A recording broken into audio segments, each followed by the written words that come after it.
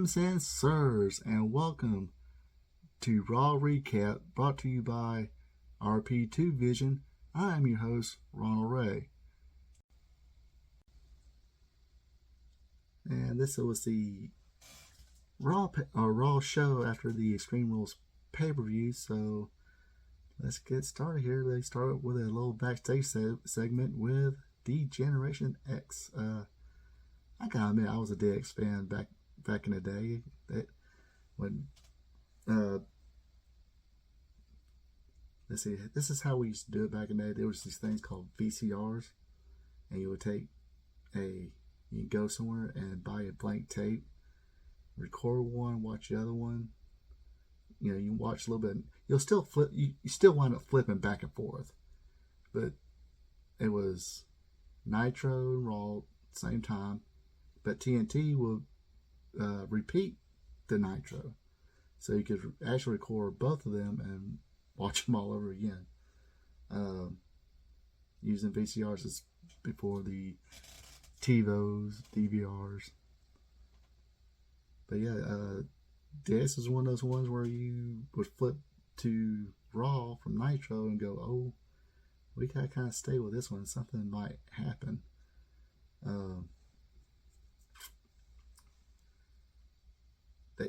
They were definitely a much see, much watch, group at the time. Kind of like, NWO was.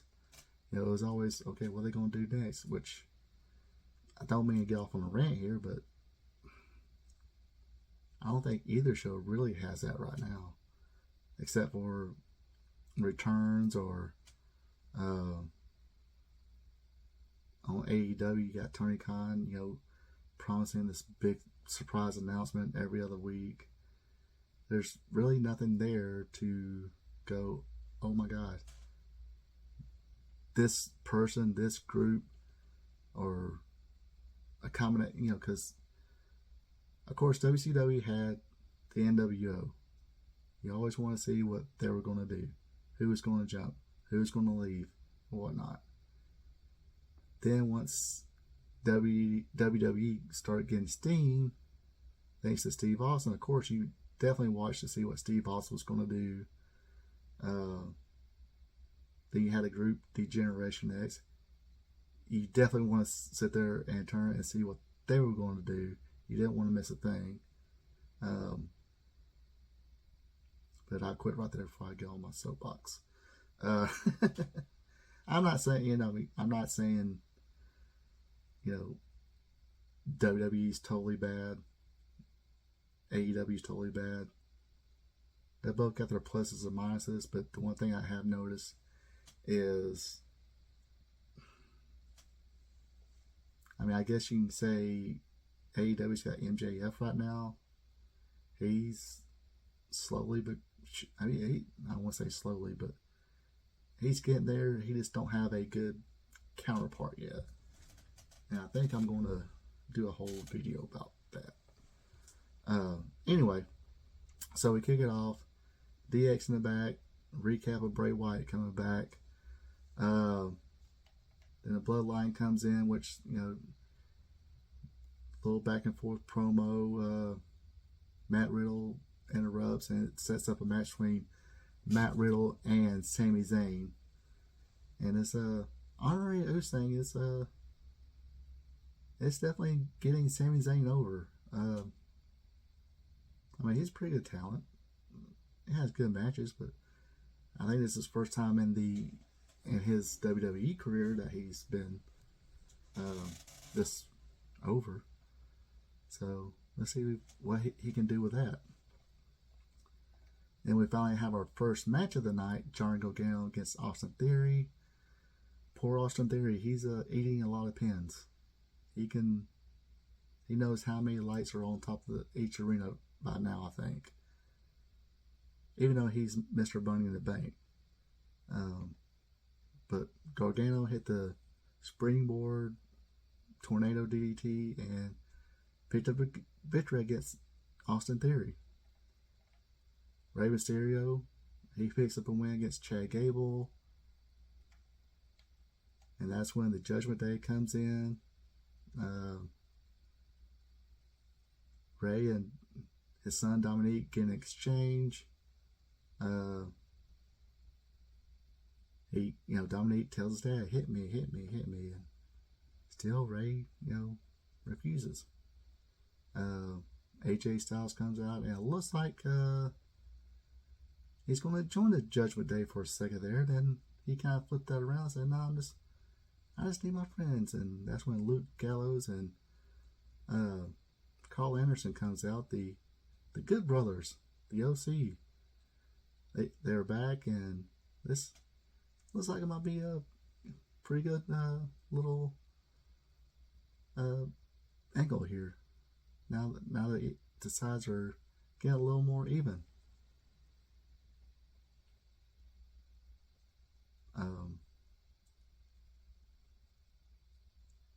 What's going on here?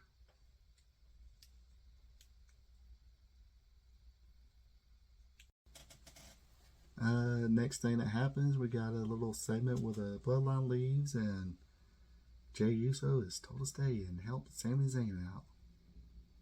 If you haven't realized, Jey Uso is not really a fan of Sami Zayn, so I guess we'll have to figure out where that's going to go. Next match is Candice LeRae against Bayley. LeRae gets the victory using a surprise small package or roll-up, schoolboy roll, or school.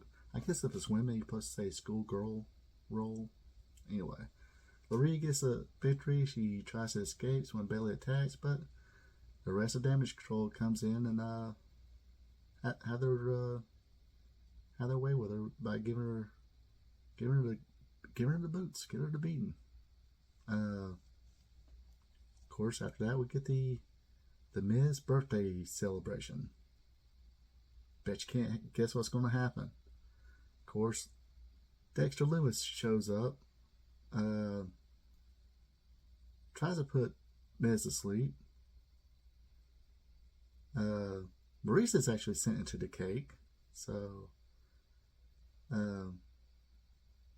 that's kind of how that segment ends. Somebody was going to go in the cake. It's either going to be Miz or Maurice. Then we have a squash match with Omos beating Chico and Joseph Torres easily.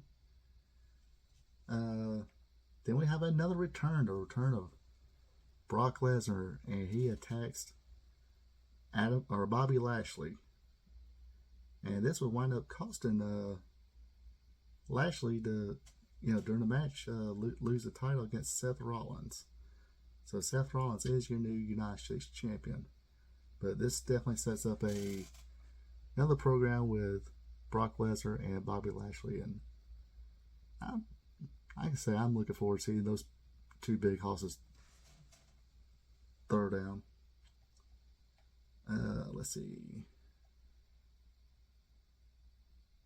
Then this main event was Matt Riddle against Sami Zayn. Don't think you got too much help from his Uso brethren, Jey Uso. Riddle gets this with a RKO out of nowhere. Then we finally get the D-Generate 25th anniversary spot where they come in, some more antics. They finally do their catchphrase, are you ready? And if you're not down with that, got 2 words for you. Anyway, and that was Raw. I think